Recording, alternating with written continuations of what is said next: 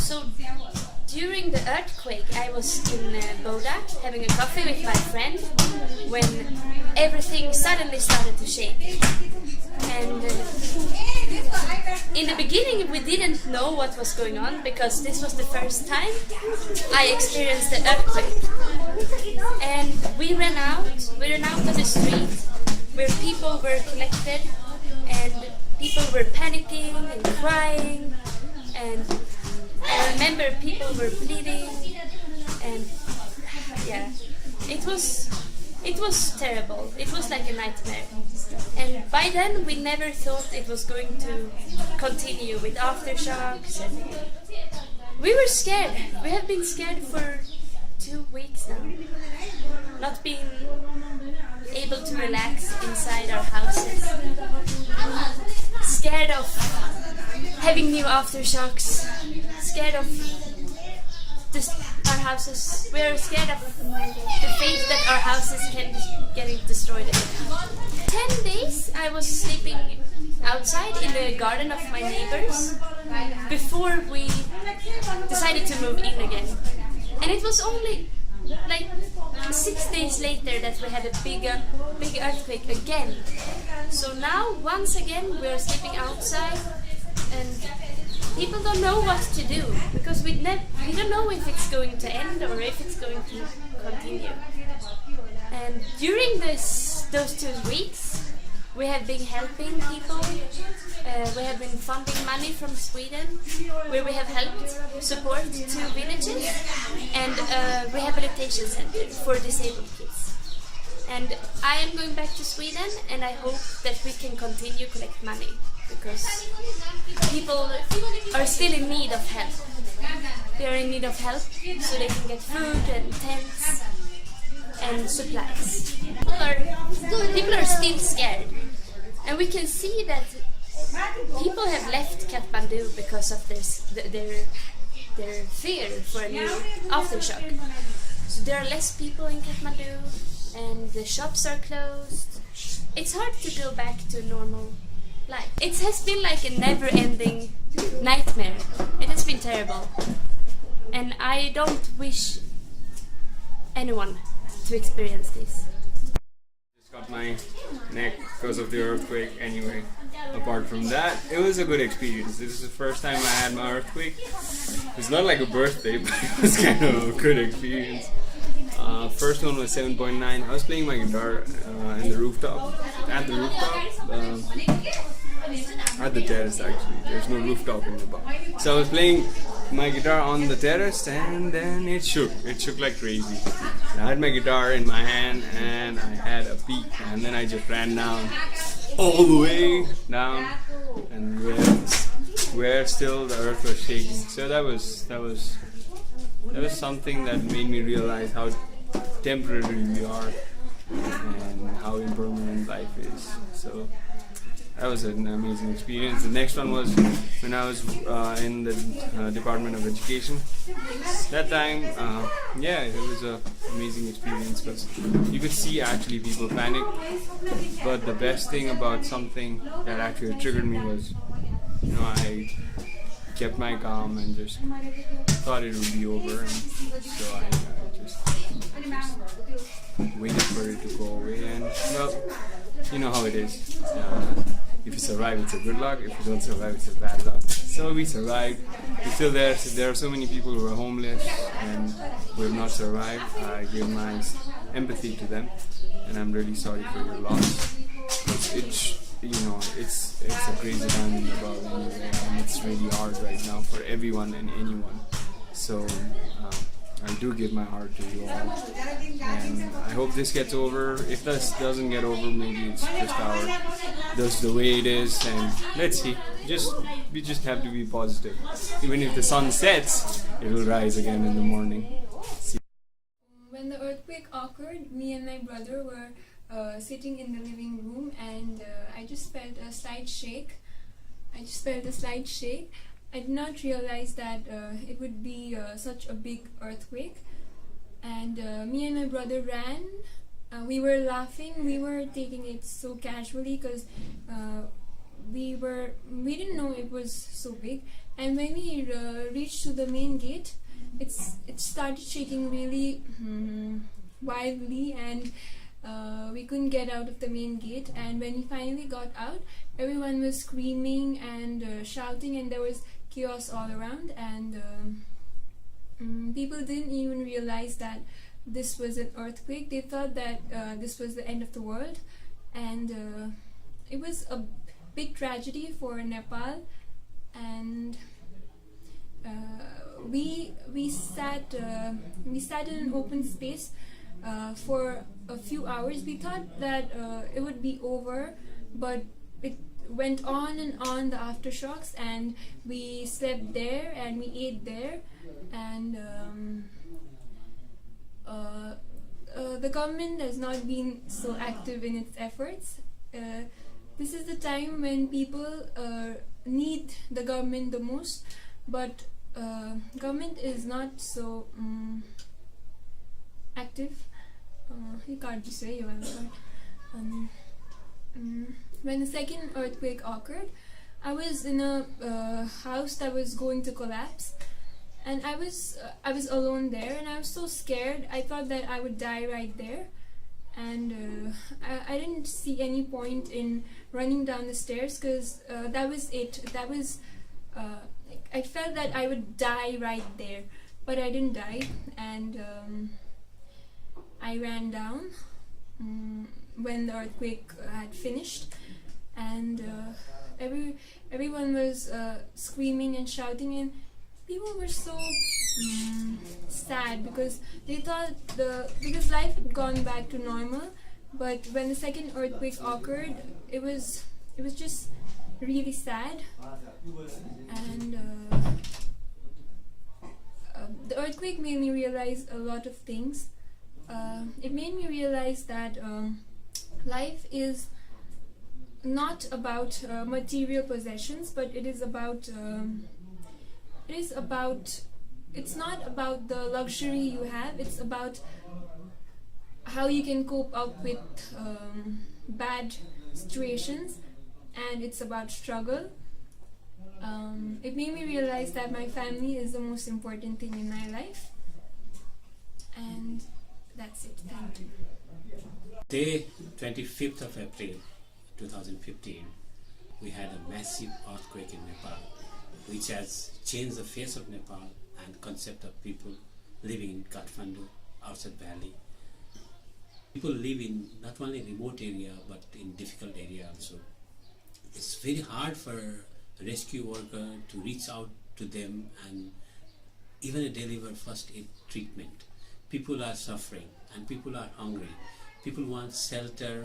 Instead of having, scattered village, scattered house all over the country, we need to make a cluster city, relocating people in a better place where they have access to road, electricity, education. My brother is a renowned architect in Nepal.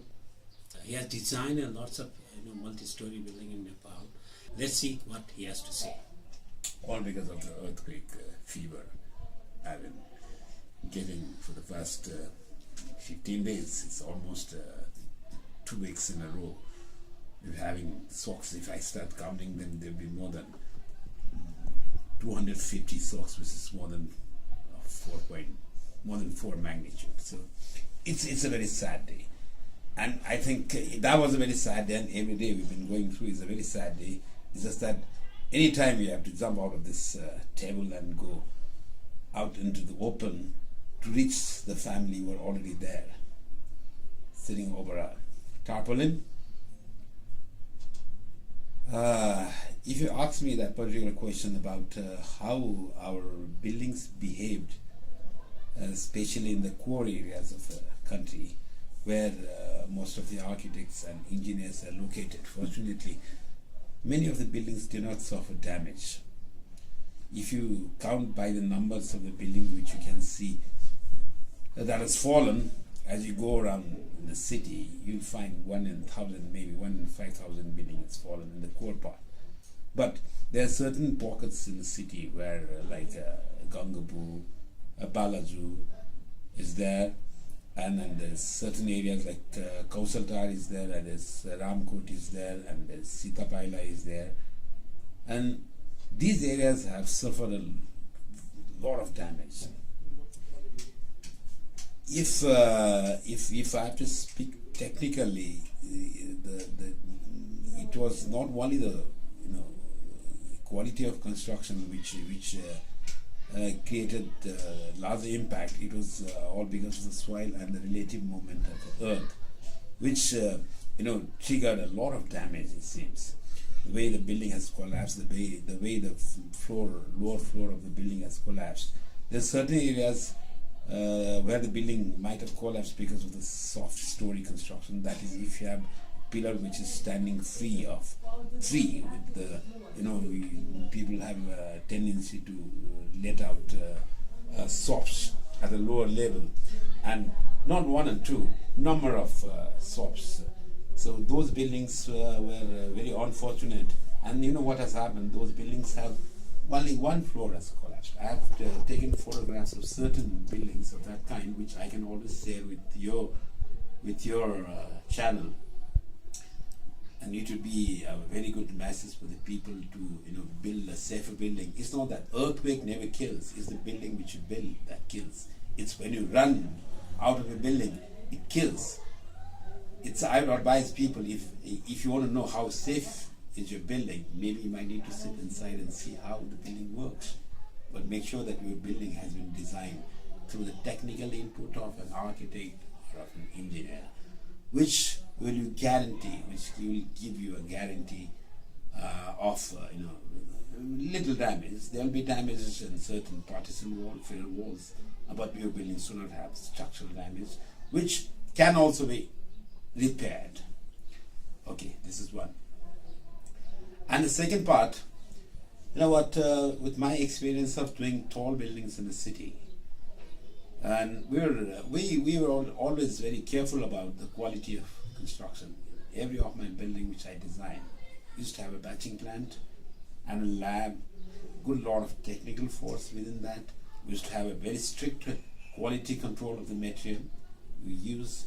We used to have everything tested in a lab, every concrete cube, every steel bars were tested, and the design, the structural design was was meant for Zone 5, and our building has performed very well. You can see at least one of my building in YouTube, and there are many different episodes. People are making a lot of noise. It was there was a fear of crack in the city. The building has to have certain. The building develops a crack when this kind of natural calamity occurs, and to that scale, I cannot imagine running out of a house when the quake was so very severe. It was almost 8.5. When the earth you're around starts to move, and it's as if you're in a confused state of mind. You'll see whatever you see around starts to move and shake, and there's a lot of noise, and it's a kind of big devastation. Many of the people and international experts had warned, but unfortunately we did not see. We didn't see that much of damage. So that shows that our structures were vulnerable, but they were designed as a collapse prevention way. So the building did not collapse, it has suffered certain damages which can be repaired. So, what my message to the public is, to many people, a commoner is make sure that whenever you do a building, it can be a residential building, it can be a shopping complex, it can be an office building, it can be your apartment tower. Make sure that it is highly engineered. You always try to get an input of a good technical input into the components of your building, so that your building will stand. It will never fall. If at all, if there is a damage, those damages in a good engineered building can always be repaired, controlled. So This is what is the first thing you should do. And there's one more thing which you have to understand is you have to know the soil where your building is located. If the soil is good, and your expenses on construction might get certain benefits. If the soil is very poor, but when Kathmandu, what most of the buildings fail in the shallow areas. They used to be the lakes earlier. Those buildings failed because of sand boiling. You know what that is? That is called when you have you take one glass of water and there you put some sand, quite some amount of sand, and you can always put a small marble. We used to call it gucha in Nepali. You put it there and stand. The moment you shake that glass, the gucha will go down. That marble thing will go down, and you see it. That's what happened in the building. Simply fell inside the mud. The building collapsed because earth could not resist the load. That is called sand boiling. It has happened in some part of the city, which is very unfortunate. And your building might be intact, but the places around you will have all big holes and all big cracks, and it's a question of time. The building might fall any time, and we begin having so many aftershocks. So you have to stay alert and stay put. That's the second thing. You make sure that your soil is good where you're doing a building, and especially के भन्ने त लामो भइसक्यो पनि. Okay. How do you feel like that's the earthquake, your personal behavior about earthquake? What have you done at the time of earthquake? Where are you? And you are at the 8th floor of the building. You know what? As an architect, it's good to be an architect, but it's sometimes it gets a very tedious job as a professional, responsible person doing so many buildings in the city. Obviously. And I used to wonder what I did as an architect. Well, I was not going around in many parts of the country where there's a big devastation and people have suffered and there are no houses. You don't see anything which is standing. It's only the trees you see they are standing. Maybe the trees have also fallen. There's so much of landslide. So I was not able to go to those areas where there was a lot of relief what was happening. But I was going to my client's place. Maybe I was going to see how my building behaved. So it was tedious for me after the earthquake. And if you want to know what I felt as the earthquake happened, I could see the entire was shaking. And what I did, the moment the earthquake was finished, I took my car and ran around in the city just to know how my buildings are. And at today what I feel is I did a good job.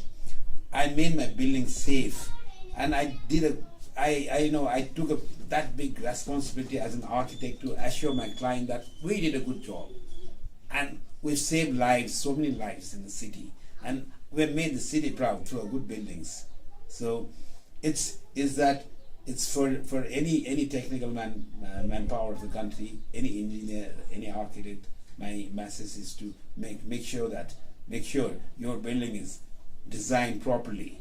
Your building, so that your people can go back and stay with minor repair if at all it happens. But even if there is a minor repair, and after that, if you want to upgrade, you can always upgrade your building to a different level of there's certain levels of design which we can follow for earthquake resistant structure.